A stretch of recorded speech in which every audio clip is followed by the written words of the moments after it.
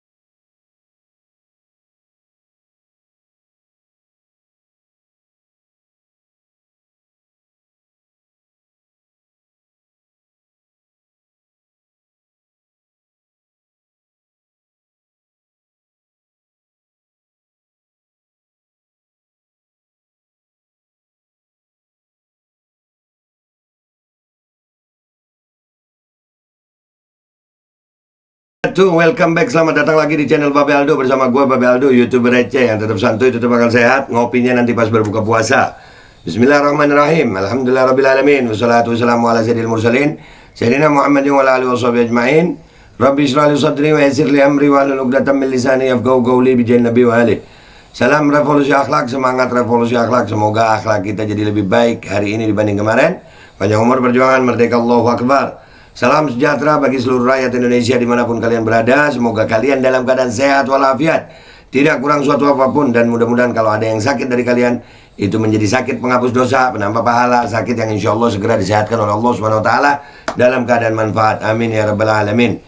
Konten gua kali ini di sore hari menjelang berbuka puasa kalian adalah berita yang ada di Twitter tentang Pak Luhut yang ada kemungkinan untuk dipanggil kejaksaan untuk dimintai keterangan terkait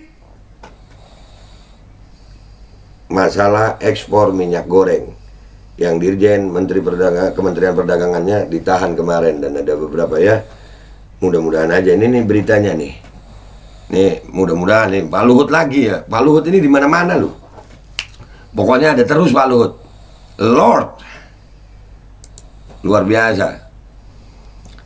Nih beritanya di Twitter nih ya. Kejagung buka kemungkinan periksa Luhut dan putra bungsu Jokowi dalam kasus Migor minyak goreng. Kita baca guys, kita baca ya dari Gelora News, gelora.co. Maaf salah. Pemeriksaan terhadap pihak-pihak terkait dalam kasus izin ekspor crude palm oil (CPO) akan dilakoni Kejaksaan Agung Kejagung. Menariknya, orang-orang dekat Presiden Joko Widodo masuk ke dalam daftar. Wow. Ya, kemarin Ubaidillah Badrun udah pernah ngelaporin anak Pak Jokowi juga ya. Tapi ya belum dipanggil-panggil ya. Ya jelas lah, kan anak Pak Jokowi, anak Presiden. Kalau gue yang dilaporin selesai. Nggak dilaporin aja gue di framing ya. Tapi ya insya Allah ya, kita masih berharap hukum itu bukan hanya tajam ke bawah ya, bukan kayak pisau gitu, tajam ke bawah tumpul ke atas. Mudah-mudahan ini seperti mata pedang gitu, tajam atas bawah. Ya mudah-mudahan ya, kita namanya berharap boleh ya. Berharaplah kita di Indonesia ini, mudah-mudahan penegakan hukum secara adil itu bisa ada gitu. Hal ini dipastikan Jaksa Agung Muda Bidang Pidana Khusus Kejagung Adriansyah ketika ditanya soal keterkaitan perusahaan Menko Marinvest Luhut Binsar Panjaitan dan sponsor klub sepak bola Persis Solo yang dimiliki anak bungsu Presiden Jokowi, Kaisang Pangarep. Kemarin udah gua angkat tuh. Ya, masalah Persis Solo ada kemungkinan ada hubungan, ternyata dipanggil sama kejaksaan. Alhamdulillah. Belum dipanggil sih, ada kemungkinan mau dipanggil. Terus tentang foto yang viral Pak Muldoko, ternyata ada juga Pak Luhut, ya kan? Nah ini mudah-mudahan aja, mudah-mudahan kita doakan aja. Kita akan melakukan pemanggilan jika ada keterkaitan dengan pembuktian dan konstruksi perkara, ujar Febri dalam jumpa pers Jumat 22 April. Oh, jadi kalau dalam konstruksi perkara dulu ya. Oh iya, konstruksi perkaranya itu gimana prosesnya ya? Kira-kira kalau nerima telepon, halo? Jangan. Kira-kira bisa begitu nggak ya? Komentar yang baik di bawah. Nanti kita akan bahas dengan sebagian dari komentar dari netizen Twitter Indonesia yang terkenal barbar. Iya, netizen, Twitter jangan salah lu. Twitter berapa kali tuh ya membongkar kasus itu ya. Iya. Netizen Indonesia ini bro, plus 62. Febri memastikan Kejagung akan melakukan setiap penyidikan secara profesional dan melakukan penelusuran pihak-pihak yang diduga terlibat dalam kasus ekspor CPO. Tindakan profesional diterapkan penyidik dalam proses mencari keterangan dari saksi, penggeledahan maupun upaya paksa dari keterkaitan saksi dengan pihak lain, ucapnya. Oke, siap. Mudah-mudahan beneran profesional ya. Udah kangen kita sama keprofesionalan aparat penegak hukum. Dan ini ada satu proses yang gue bingung. Kenapa yang membongkar ini kejaksaan? Kenapa bukan kepolisian ya? Kita nanti akan bahas itu di konten gue berikutnya. Oke, malam nanti kalian akan nonton itu. Kenapa yang membongkar Kejaksaan Agung? Terus Bareskrim kemana? Itu kan jadi tanda tanya ya. Tapi nanti itu kita bahas malam. Sekarang kita bahas dulu ini. Maka dari itu Febri memastikan Kejagung akan memungkinkan memanggil sejumlah saksi yang memiliki kualifikasi dalam tindak pidana korupsi ekspor CPO di Kementerian Perdagangan, Kemendak. Kualifikasi tipikor menyengsarakan rakyat. Dalam melakukan proses pembuktian dari sangkaan pasal tersebut, ada beberapa orang yang diperiksa sebagai saksi, tidak saja di pihak Kemendak tetapi di luar Kemendak atau ahli atau swasta. Demikian ujar Febri. Wow. Dalam kasus ini, Kejaksaan Agung telah menetapkan 4 orang sebagai tersangka, di mana salah satunya Dirjen Perdagangan Luar Negeri Kementerian Perdagangan berinisial IWW.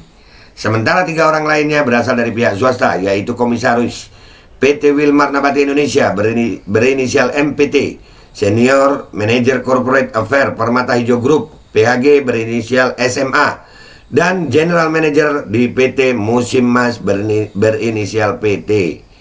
Adapun terkait pemeriksaan MPT diketahui memiliki relasi bisnis dengan Toba Sejahtera Group, juga dengan Wilmar Plantation. Toba itu kalau nggak salah ada punya Pak Luhut itu ya. Wow. Apakah bisa ya? Kalau gue pribadi itu ragu-ragu, tapi kita nggak tahu ya namanya. Kita berharap sebagai warga negara yang baik ya, kita berharap negara kita ini bisa menerapkan perlakuan yang adil dalam hukum gitu. Nggak peduli siapa, kalau melanggar hukum ya ditindaklah, ya kan?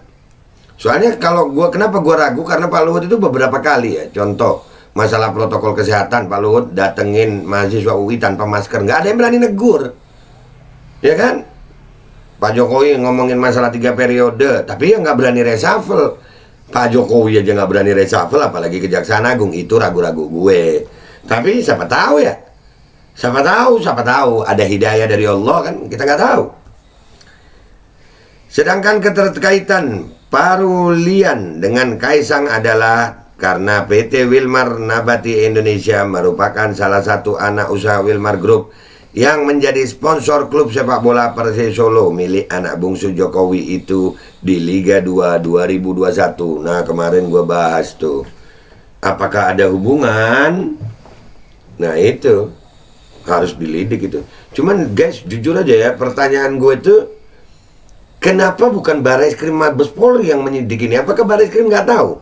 Tapi kita akan kulik nanti ya, gue lagi nyari beritanya itu. Kenapa bukan kepolisian? Biasanya kan kalau tindak pidana itu kepolisian dulu, P21 baru kejaksaan. Tapi ini kok kejaksaan dulu, itu keren tuh. Ada apa dengan kepolisian Republik Indonesia? Mudah-mudahan ya kita bisa dapat datanya itu ya, lalu kita bahas sama-sama. Oke guys, itu berita dari Glora.co ya, dan kita akan membahas apa komentar netizen di tweet Glora News ini. Oke, kita baca satu-satu ya guys, sebisa kita, nggak usah banyak-banyak gitu. Gue takut lu kelamaan ngelihat gue nggak kuat gitu. Kan mau menjelang buka kalian. Oke, yang pertama dari itu namanya ya, gue nggak baca satu-satu soalnya kadang-kadang nama Twitter bingung juga gue bacanya. Mengomentari tentang berita itu hanya sandiwara, ujung-ujungnya bisa dipastikan sebagai corong istana sebagai corong dalam tanda kutip, bahwa Opung N. Kaisang tidak ada hubungannya dengan kasus Migor. Penerawangan gue sih begitu. Buset, tukang terawang nih yang ngomong. Netizen Twitter ini keren komentar-komentarnya. Gue lebih suka netizen Twitter nih. Dari Ed Sumedi Tanjung ya, nggak yakin lah anak Pak Lurah sama Opung mau diperiksa. Jelas Opung komandan Pak Lurah. Oh, itu anak Pak Lurah ya? Emangnya bukan anak Pak Presiden? Wah, salah komentar nih.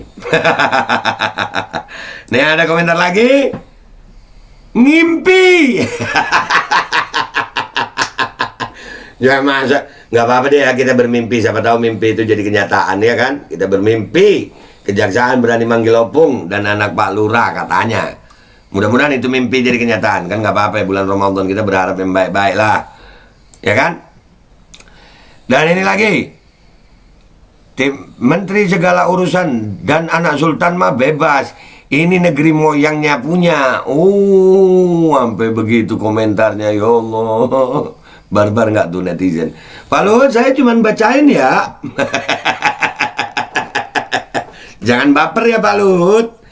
Iya. Dari Yuyung nih, coba jangan kemungkinan baik tapi kenyataan. Insya Allah Anda semua akan diberikan jiwa yang kuat dari Allah untuk melaksanakan itu. Amin. Nah itu komentar baik deh tuh. Amin. Zibos itu selalu ada di mana-mana. Oh ya. Ada di mana-mana.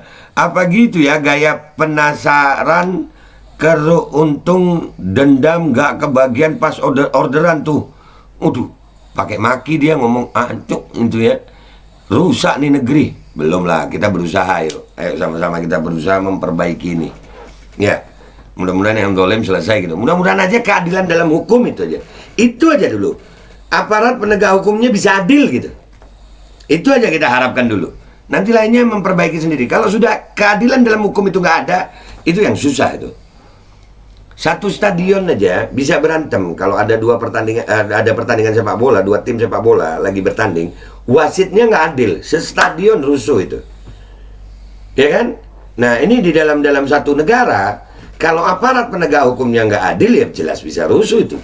Satu stadion aja dua tim kesebelasan sepak bola aja rusuh, ya kan? Apalagi di Indonesia tuh. Dari Mr. TJ nih, paling nantinya cuma jadi kerupuk kesiram air. Aduh, kerupuk kesiram air gimana itu ya?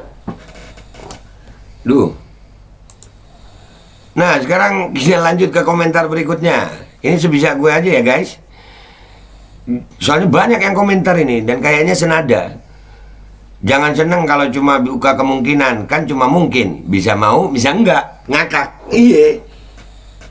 Maybe yes, maybe no.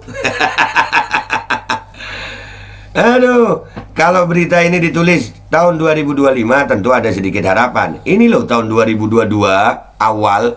Artinya apa? Maksudnya 2025 oh udah ganti rezim gitu ya? Kan mau memperpanjang gimana sih lo? Kalau sudah jadi mantan. Oh, mantan terindah kayaknya. Aduh, kan enak kan kalau baca komentarnya ya. Kita bisa dapat sedikit terhibur tuh. Periksa sandiwara kata Haikal. Aduh, sandiwara dong. Sinetron dong ya. Lanjut. Dari Tangasan, kemungkinan tahun 2050 atau lebih. Ya udah nggak ada sayang. Pak Luhut sekarang umur 73 tahun 2022. Kalau tahun 2050 itu berarti 28 tahun lagi. Berarti Pak Luhut kalau masih umur panjang 28 tambah 73 101 sih ya Pak Luhut tuh. Iya kalau masih umur panjang ya Pak ya. Duh, udah ini banyak yang apa ya, pesimis gitu. Nih dari Isya ya, dulu ada yang nulis gurita Cikeas, sekarang apa? Sudah ada yang nulis gurita LBP atau yang semiripnya.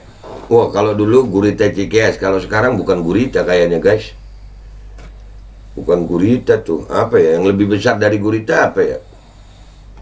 Cumi-cumi kayaknya. Cumi-cumi kecil be. Iya. Gua kan cuma ngomong buat ngehibur, nggak usah baper lah. Kok cuma kemungkinan, jangan tebang pilih kalau masih warga plus 62. Iya, selain warga plus 62, gua cuma mau ngingetin, guys, yang kena hukum di Indonesia itu adalah warga plus 62, warga manusia. Berarti selain manusia ya mungkin nggak kena gitu. Jangan dulu. Aduh, dari Naura, kemungkinan tanda tanya, let me guess, 0,01%. Dibalas bawahnya, apa 0,01% itu sudah mewakili ketidakmungkinan? Ya Allah, kemungkinannya kecil amat ya. Aduh, banyak yang komentar ini ragu sama kejaksaan, berani sama Pak Luhut gitu ya, sama anaknya Pak Jokowi ya. Dan ini dari itu namanya Nuno ya, Nuno apa Nuro? Nuno ya. Semoga berani, bukan NATO. Nah, NATO di sini ini NATO apa?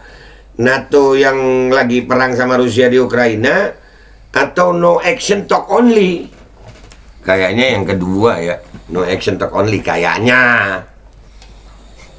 Netizen. Keren tapi netizen Indonesia. Baru kemungkinan kan, benar berani. Nah lo, kejaksaan benar berani, buktikan. Hanya kemungkinan, jangan baperan ya rakyat Indonesia. Aduh kesian lagi rakyat Indonesia lagi yang kena. Aduh, jangan baperan. Sudah disiapkan jurus untuk mengelak, jurus opung cari selamat dan jurus menolak panggilan alam. Pakai jurus juga ya opung. Oke guys, itulah tadi berita dari gue untuk menemani saat berbuka kalian. Kesimpulannya adalah banyak warga plus 62 ini yang ragu-ragu akan pernyataan dari kejaksaan yang katanya akan berani memeriksa Pak Luhut Binsar Panjaitan dan Kaisang Pangarep dalam kasus minyak goreng. Apakah kejaksaan benar-benar akan memeriksa, atau setelah memeriksa itu gagal, atau gagal sebelum memeriksa, atau kasus ini akan berlanjut? Kita sama-sama menunggu episode selanjutnya. Dan kita akan awasi kasus ini terus. Jangan lupa stay tune terus di channel Babe Aldo, YouTuber receh yang tetap kritis, yang tetap angkat suara, yang tidak mendukung di 2024. Karena kami adalah oposisi jalanan, oposisi murni non partai. Dan ada satu yang akan gue bahas malam. Kemana Barreskrim Mabes Polri? Kenapa kasus minyak goreng ini yang ngusut kejaksaan? Biasanya kan kepolisian dulu baru kejaksaan. Tapi ini kok kejaksaan dulu? Kemana Barreskrim Mabes Polri? Apakah Barreskrim Mabes Polri tidak tahu informasi tentang minyak goreng ini? Kita akan coba bahas nanti malam. Oke guys, yang suka silakan like, yang merasa ini manfaat silakan share. Yang nggak suka ya dislike. Jangan lupa ya subscribe yang belum subscribe. Jangan lupa cek deskripsi video juga. Ketemu kita nanti malam ngebahas tentang Barreskrim Mabes Polri. Gue Babe Aldo. Sebelum mundur diri, selamat berbuka puasa bagi yang sudah berbuka, dan selamat berpuasa bagi yang menjalankan.